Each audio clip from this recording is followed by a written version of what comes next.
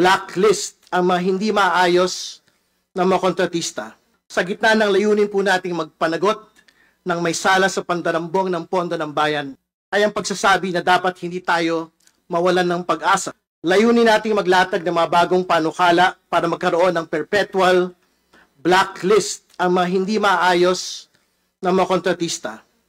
Layunin din po nating pasalihin ang pribadong sektor sa mga inspeksyon ng mga proyekto sa lahat ng bahagi ng project implementation para putulin ang linya ng korupsyon sa mga proyekto.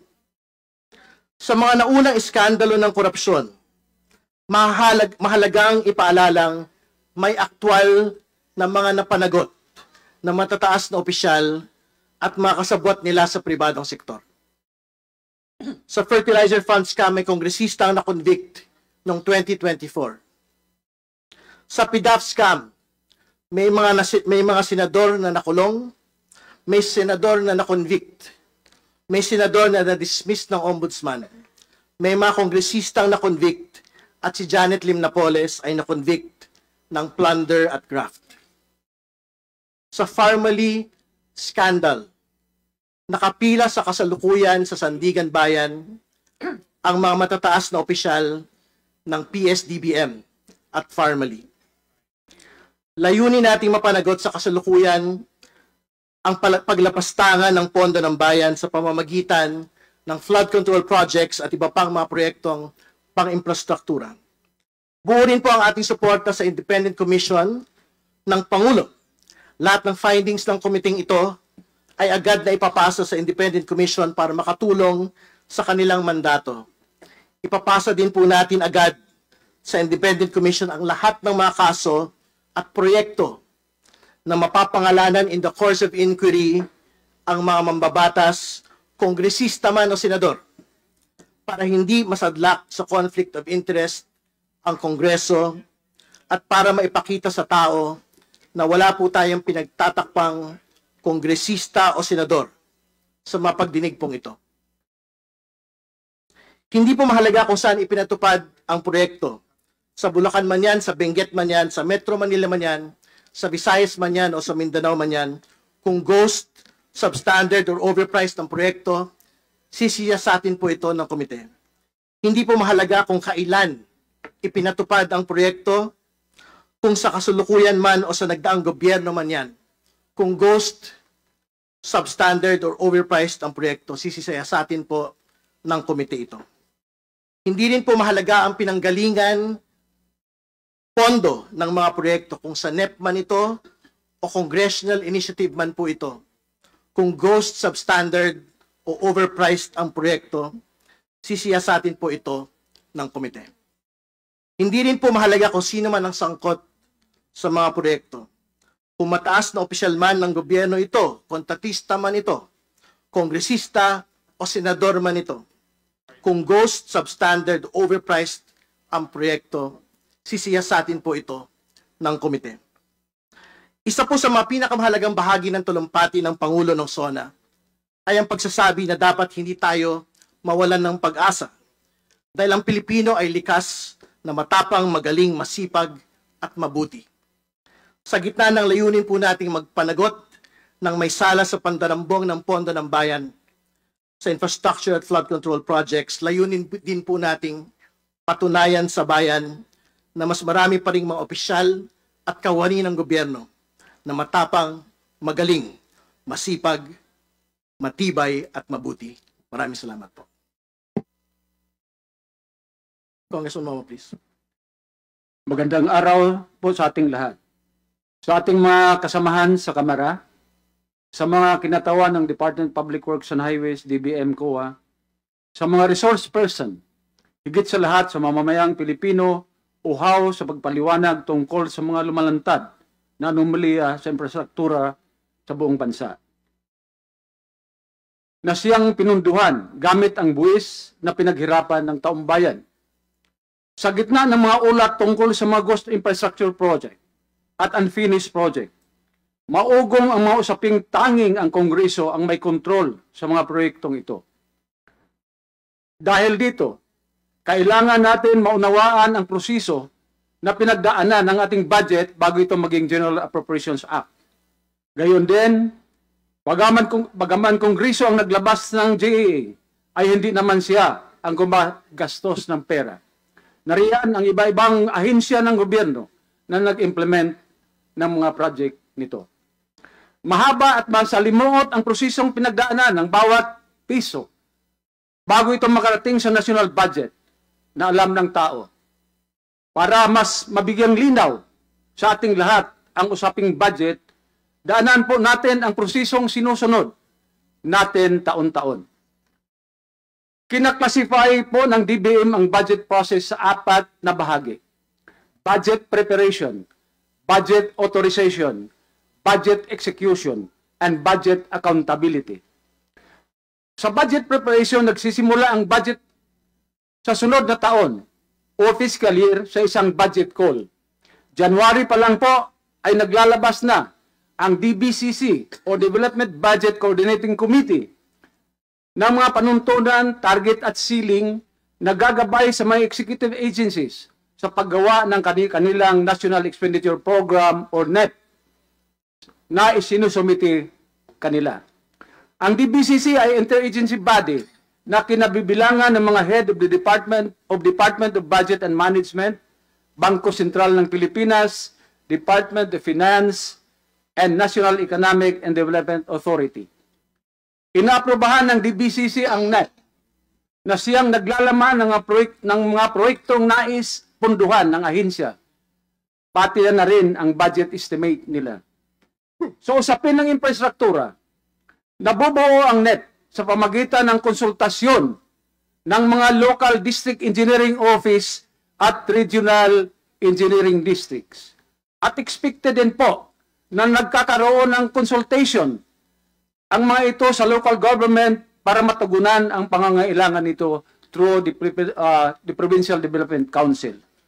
Kapag natukoy na ng ahensya ang mga proyektong isinulong nila sa budget, nagkakaroon ng budget hearing sa DBM kung saan kailangang ipaliwanag nila ang mga nilalaman ng kanilang National Expenditure Program. Anumang kalabasan ng budget hearing na ito ay siyang bumubuo ng NEP na inaaprobahan ng DBCC at pagkatapos ipipresenta sa Pangulo at sa kanyang gabinete. Matapos ito, ang Pangulo ay magsusumiti ng kanyang proposed budget or Budget of Expenditure and Sources of Financing or BESF sa Kamara within 30 days sa pagbukas ng sesyon ng Kongreso. Next is budget authorization. Pagdating ng Agosto, hawak na ng Kongreso ang proposed budget na galing sa Pangulo. Nagkakaroon na ng public hearings upang talakayin ang proposed budget na siyang pinamumunuan ng Committee on Appropriations. Bago pong maaprubahan ng Kamara ang budget, dinidinig na rin ng Senado sa pamumuno ng Committee on Finance ang budget na galing sa Pangulo. Mula rito, mabubuo ang General Appropriations Bill or GAB sa Kamara na siyang isinusumiti sa Senado. Mabubuo rin ang Senate version ng GAB at mula rito ay bumubuo ng Bicameral Conference Committee upang mapag-isa ang dalawang version ng batas. Anumang kalabasan ng Bicameral Conference Committee ay siyang tinatawag na enrolled bill na ipanapasa sa Pangulo upang aprubahan. Kung hindi na ipasa sa oras ang General Appropriations Act, ang budget noong nakaraang taon ay siyang nire-enact hanggang may pasa ang bagong budget. Dito po sa budget authorization phase, nagsisimula at natatapos ang mandato ng Kongreso patungkol sa National Infrastructure Project sa pagdinig at pag-aproba ng pondo. Number 3 is budget execution. Kapag naisabatas na bilang General Appropriation Act ang national budget, magsisimula na ang implementasyon ng mga proyektong nakapaloob dito. Sa puntong ito, Department of Public Works and Highways na ang siyang may hawak sa implementasyon ng kanilang mga proyekto. Mula sa bidding, pagpili ng kontraktor, pag-implement at pag-monitor sa pagtatayo ng mga infrastruktura. Pinapayagan din ng batas na bago magkaroon ng General Appropriations Act ay nakapag-early bidding na ang Department of Public Works and Highways na sila upang agarang maisakatuparan ang proyekto kapag ang budget ay na-aproba na. Budget accountability and the last of the cycle. Kada buwan o quarter ng taon, nagsusumiti ng Financial Accountability Report ang mga ahensya gaya ng Department of Public Works and Highways sa DBM at sa COA na siyang nag-i-inspeksyon at nag-audit sa mga proyekto ng ahensya. Palaisipan sa atin ngayon, kung ganito kalinaw ang proseso, bakit mayroong mga ghost project sa Bulacan? Kung saan hindi makita ang mga dike at kanal na nagkakahalaga ng bilyon-bilyon. Bakit may mga ulat na 469 billion sa repeat funding para sa mga proyektong dapat ay tapos na o hindi na kailangan ang funding? Bakit may mga distrito tulad ng Marikina at Antipolo na hindi naisama ang mga tunay na pangangailangan samantalang may ibang proyektong matagal nang nakatayo pero patuloy pa rin na pinunduhan? Ang sagot, maraming butas sa bawat yugto. Mula sa NEP na hindi lantad hanggang sa mga safeguards tulad ng mga performance bans at retention funds na hindi ganap na ipatupad. Ang problema sa DPWH ay hindi bago. Sa nailatag kong kupong proseso, nakadalawang budget cycle pa lamang po ang presidente. Yun ay ang 2024 at 2025. Bakit po ganito na kalaki ang problema?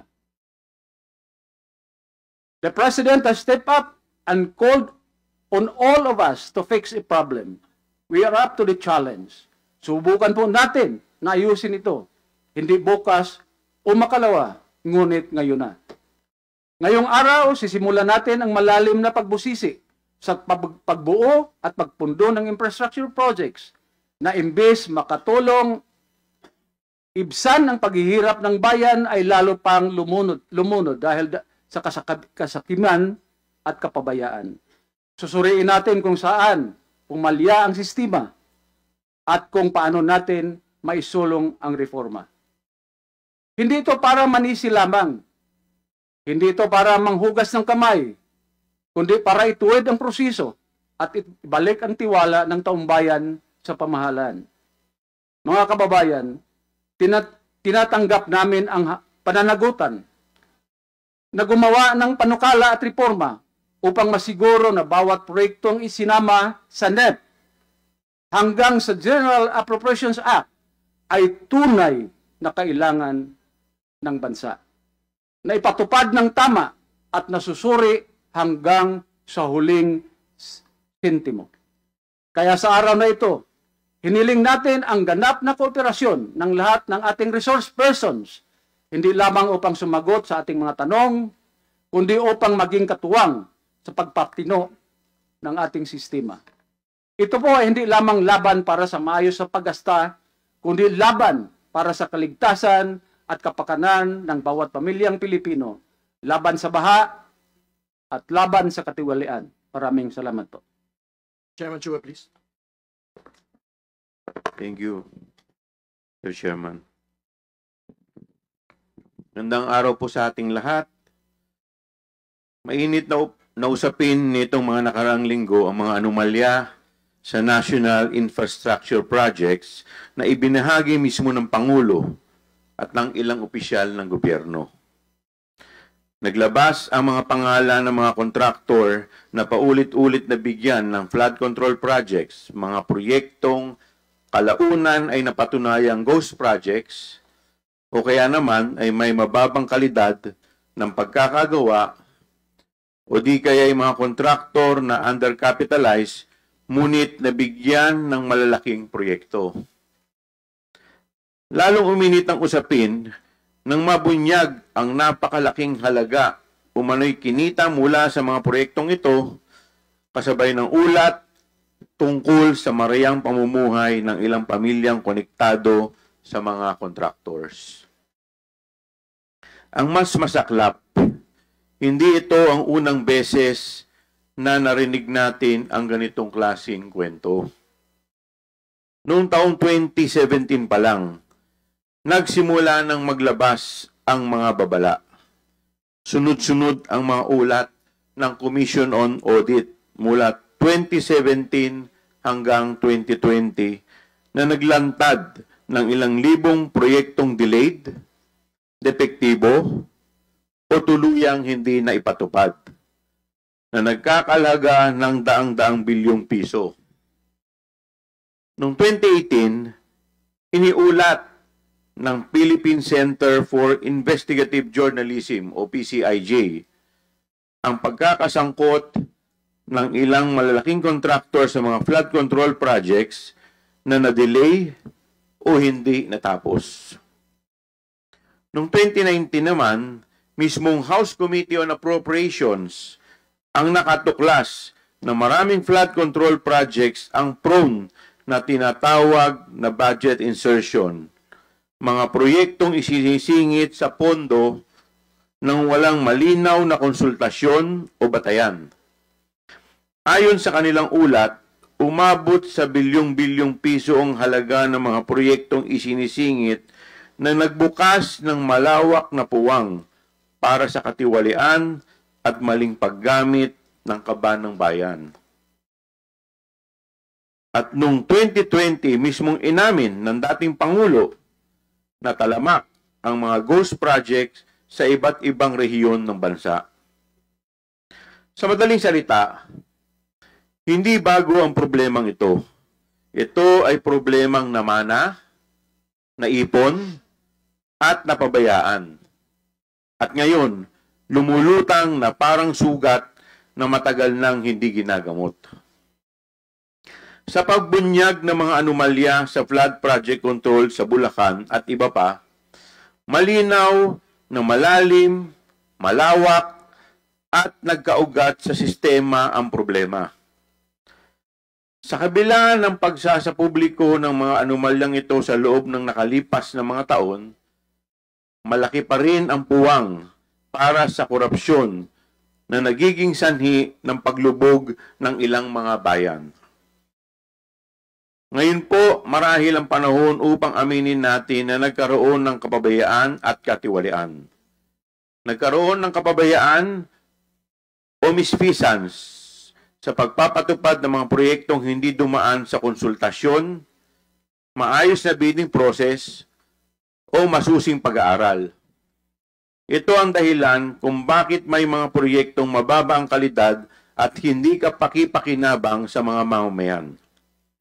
Nagkaroon din ng katiwalian o malfeasance sa pagtala ng mga ghost projects na hindi kailanman binuo, ngunit patuloy na kumakain ng pondo. Sa pagtanggap natin sa katotohanang lumala ang problema sa flood control project sa bansa, inaako po namin sa komiting ito ang responsibilidad na hanapan ang mga sagot at solusyon ang mga isyong nakapaloob dito. Ang tanong, ang flood control lang ba ito? Ngunit lilinawin natin, ang pag-imbita sa mga resource person natin ngayon ay hindi para magturuan o magsiraan.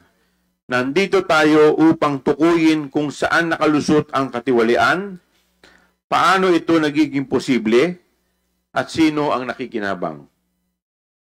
Siguro po ay sasang-ayon ang lahat na uhaw tayo sa good governance sa kasalukuyang konteksto. Dahil sa bawat pagdalaw ng bagyo ay lumulubog tayo.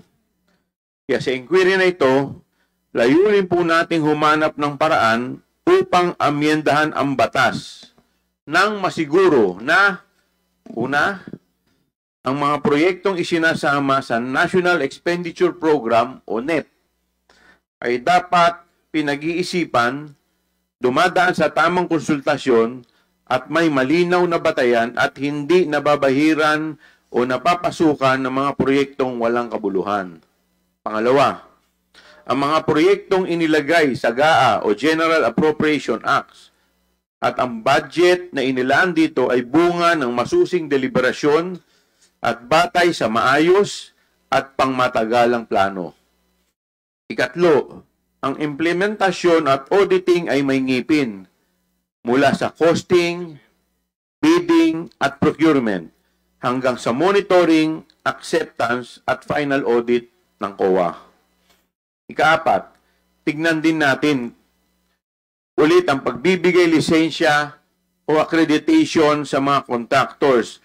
Ano ang pwedeng gawin ng PICAB? At ikalima, paano natin gagawing competent ang ating civil service para ma-weed out natin ang mga personalidad na hindi naman dapat dyan at nakakadagdag sa bulok na sistema? Sa paglipas ng session, tiyak po na marami tayong matututunan mula sa mga resource speaker na magbibigay linaw sa lahat ng tanong tungkol sa issue ng flood control project sa bansa. Para marating natin ang paglilinaw na ito at makabuo ng komprehensibo at epektibong batas. Una, alamin natin ang buong proseso mula sa budget call sa Enero hanggang sa implementasyon at auditing. Ikalawa, susuriin natin ang mga butas sa umiiral na patakaran na nagbubukas sa katiwalian. At ikatlo, sisikapin natin tukuyin ang problema sa baha at tignan ang malawakang solusyon, hindi patsi-patsing proyekto na walang kabuuang direksyon, kundi isang malinaw na plano na ipatutupad ng may malasakit at walang bahid ng korupsyon. Para po sa seguridad ng buhay at kabuhayan ng mamayang Pilipino at para sa isang kinabukasang hindi na muling magmamana ng mga kapabayaan at katiwalian ng nakaraan. Maraming salamat po.